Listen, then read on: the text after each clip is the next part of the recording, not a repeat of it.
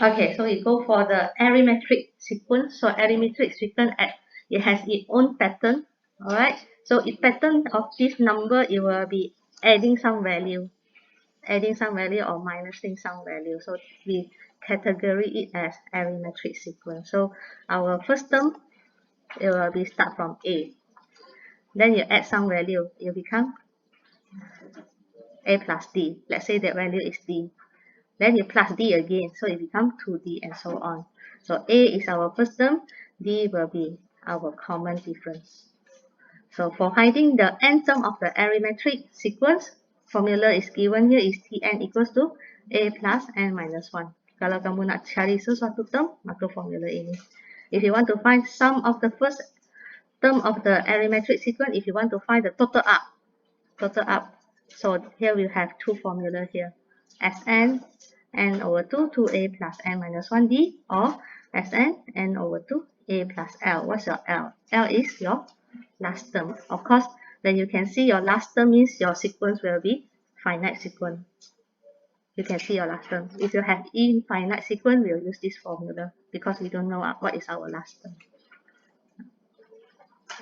Okay, so other than that, n term also can be written as Tn equals to Sn minus 1.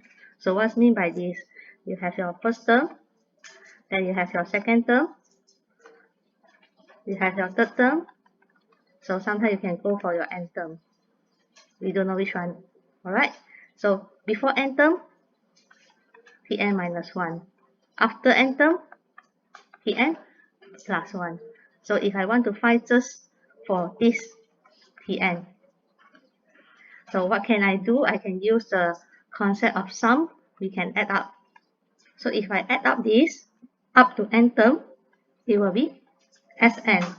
So in order to find this Tn, we have to minus of this. All the term before it. So all the term before it together will be Sn minus 1. So sometimes our Tn, not necessarily we have this formula to use. We can also use our sum concept to find out this individual term. Alright, so remember for your T1, it is equals to x1. Why? Because when you have T1, you have T2. When you want to sum of one term, it is equivalent. But when you're having T2 and S2, it's different. T2 is this, S2 is both of them.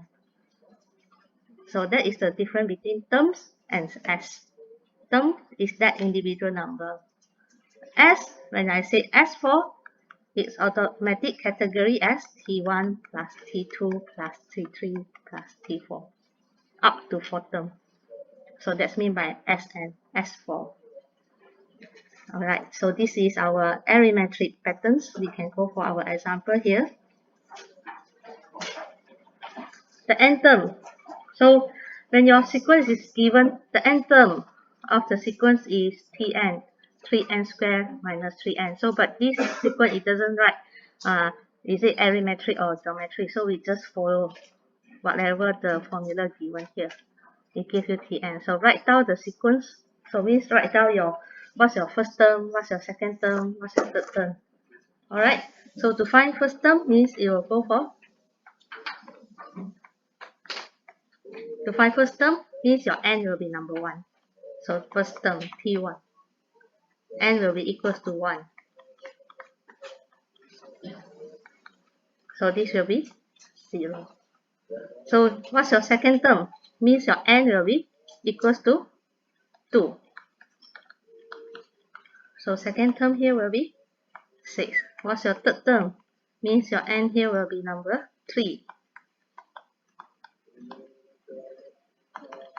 So we're having our sequence here is